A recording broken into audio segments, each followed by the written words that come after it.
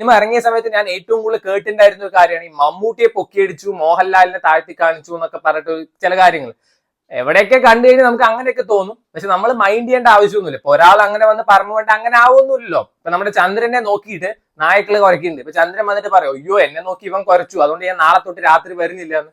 അതൊക്കെ അത്ര ഒരു സെൻസിൽ എടുത്താൽ മതി. സോ ബേസിക്കലി ഇപ്പോഴും ഈ ഫാൻ ഫൈറ്റ്സ് എന്തിനാണെന്ന് എനിക്ക് മനസ്സിലാവുന്നില്ല. ഇപ്പൊ എന്റെ അടുത്ത് ഫേവറേറ്റ് ആക്ടേഴ്സ് ആരെന്ന് വെച്ചാൽ നമ്മൾ ബിഗ് എംസ് എന്നേ പറയുള്ളൂ. അതിൽ പിന്നെ ഞാൻ ഒരാളുടെ പേര് എടുത്ത് പറയില്ല. ഈ ഫാനിസും കാര്യങ്ങളൊക്കെ നല്ലതാണ്. എന്റെ അണ്ണൻ ഇത്ര കോടി ഉണ്ട്, എന്റെ അണ്ണൻ ഇത്ര കോടി ഇല്ല എന്നൊക്കെ പറഞ്ഞിട്ട് ഇപ്പോഴും ഫാൻ ഫൈറ്റ് നടത്തുന്നതിന് ഊളകൾ എന്ന് ഞാൻ ബേസിക്കലി പറയും. ബാക്ക് ടു ദ ടോപ്പിക്, നമ്മൾ ഇന്ന് സംസാരിക്കാൻ പോകുന്നത് റൈഫിൾ ക്ലബ്ബ് സിനിമയെ പറ്റിയിട്ടാണ്.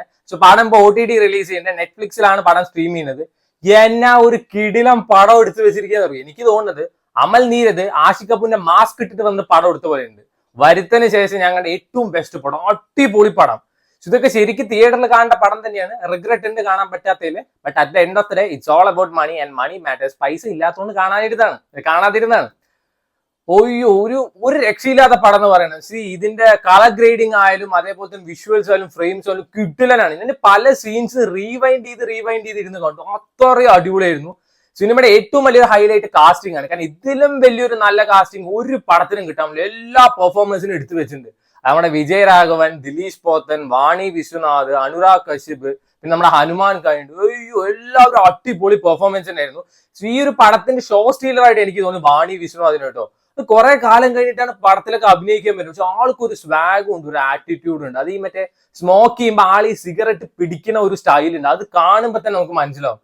അതേപോലെ തന്നെ ഹനുമാൻ കൈൻഡ് ആൾക്കൊരു ഫേസ് ഓഫ് സീനൊക്കെ ഉണ്ട്. വേറെ ലെവൽ തന്നെയായിരുന്നു. എല്ലാവരും പെർഫോം ചെയ്ത് ഈച്ച് ആൻഡ് എവറി വൺ കിഡിലിനായിട്ട് തന്നെ പെർഫോം ചെയ്തിട്ട് പലപ്പോഴും നമുക്ക് തോന്നില്ല ഇതൊരു ആഷിഖ് കപൂറിന്റെ പടം തന്നെയാണോന്ന്. എന്റെ പൊന്നണ്ണ ഇത്ര കിടിലം പടം എടുക്കാറിട്ടാണ് നിങ്ങൾ ആ WCC താങ്ങി നടക്കുന്നത്. ഇങ്ങനത്തെ ടോപ്പ് നോച്ച് ക്വാളിറ്റി സാധനങ്ങളൊക്കെ ഇറക്കി വിട്. നിങ്ങളെ ഈ കുറ്റം പറയണേ എന്നെ ഉൾപ്പെടെയുള്ള ആൾക്കാരെ കൊണ്ട് മാറ്റി പറയിപ്പിക്ക്. അതല്ലേ ചെയ്യേണ്ടത്. അനുരാഗ് കശ്യപിന്റെ കാര്യം എടുത്തു പറയേണ്ട തന്നെയാണ്. ബോളിവുഡിൽ അങ്ങേരെ ഉപയോഗിക്കാൻ ആർക്കും അറിയില്ല. ഇവൻ ലോകേഷ് കനകരാജ് അങ്ങേരെ കൊണ്ടുവന്നിട്ട് തണ്ണിക്കാൻ പൊട വന്ന ആളായിട്ട് വിട്ടു. മഹാരാജ സിനിമയിലാണ് അങ്ങേര് ഒരു അടിപൊളി പെർഫോമൻസ് ഉണ്ട്. അതിനുശേഷം ദ പെർഫെക്റ്റ് വില്ലൻ റൈഫിൾ ക്ലബിൽ അനുരാഗ് കശ്യപ് തന്നെയാണ്. പക്ഷെ മഹാരാജയെ കണ്ട വില്ലനീസോ അല്ല, ഇത് എൻറ്റയർലി ഡിഫറെന്റ്. നമുക്ക് ഒരു സാമ്യം പോലും തോന്നില്ല. അത്ര കിടലായിട്ടാണ് ആള് പെർഫോം ചെയ്തിരിക്കുന്നത്. ആളുടെ ഈ ചിരിയൊക്കെ ഉണ്ട്, ഒരു വില്ലന്റെ ചിരി, അതൊക്കെ നല്ല രസമായിരുന്നു. പിന്നെ ഹനുമാൻ കൈനെ പറ്റി പറയണം. This guy has got some huge potential എന്ന് വേണമെങ്കിൽ പറയാം. ആളുടെ ഒരു സ്ക്രീൻ പ്രസൻസ് ഉണ്ട്, എടുത്ത് ഇങ്ങനെ നിൽക്കും. സോ യൂസ് ചെയ്യേണ്ട പോലെ യൂസ് ചെയ്താൽ പെർഫെക്റ്റ് വില്ലനൊക്കെ ആക്കാൻ പറ്റുന്ന ആളാണ്. നല്ല കിടിലായിട്ടാണ് ഇതിലും പെർഫോം ചെയ്യുന്നത്. സോ റംസാന് ചെറിയൊരു റോൾ ഉണ്ട്. സോ റംസാന്റെ സ്റ്റൈലിഷ് കിക്ക് നമുക്ക് അവിടെ ഇവിടെയൊക്കെ കാണാം. പിന്നെ നമ്മുടെ RDXലെ വില്ലൻ ഇല്ലേ, ആളുടെ പേര് എനിക്ക് കറക്റ്റായി കിട്ടുന്നില്ല, ആളും ഈ സിനിമയിലുണ്ട്. ഒരു കാസ്റ്റിംഗ് വൈസ് ഈ സിനിമ കിടിലനാണ്. പല സീൻസ് ഞാനിങ്ങനെ റീവൈൻഡ് ചെയ്ത് കാണുന്നു. അത്രയും രസമുണ്ട്. ഏകദേശം 1 മണിക്കൂർ 52 മിനിറ്റിന്റെ ഉള്ളൂ. അത്രയും ക്രിസ്പായി എടുത്ത പടമാണ്. സോ ഈ സിനിമ കാണാത്തവരെനിക്ക് എന്തായാലും കാണണമെന്നേ ഞാൻ പറയുള്ളൂ. ഇപ്പൊ OTTയിൽ ഇറങ്ങിയപ്പോൾ ഓൾമോസ്റ്റ് എല്ലാ ലാംഗ്വേജിലും അവൈലബിൾ ആണ്. സോ മാക്സിമം ഈ സിനിമ കണ്ടു നോക്കുക. കാരണം ഈ സിനിമയ്ക്ക് എന്തെങ്കിലും ഒരു അപ്രീസിയേഷൻ കൊടുക്കണം. കാരണം this movie deserve some sort of appreciation എന്നേ ഞാൻ പറയുള്ളൂ. പാൻ ഇന്ത്യൻ ലെവൽ റീച്ച് കിട്ടാൻ എല്ലാ ചാൻസ് ഉള്ള ഒരു പടമാണ്.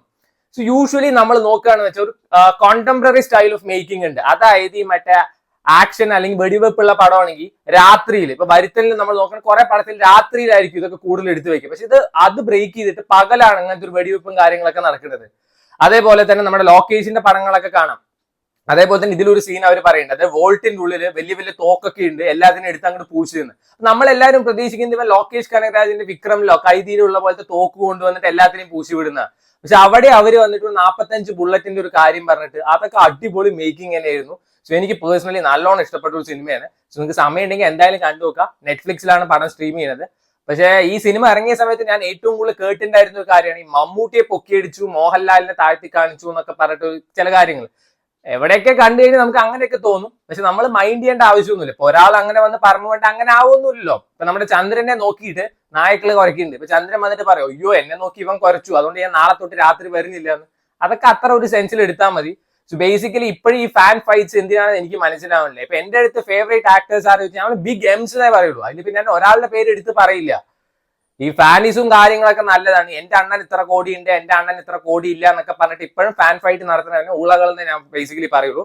സോ ഈ സിനിമ എന്തായാലും കണ്ടു നോക്കുക. സുരഭി ഒരു റോൾ ചെയ്തിട്ടുണ്ട്. എല്ലാവരും അടിപൊളി പെർഫോമൻസ് ആണ്. സോ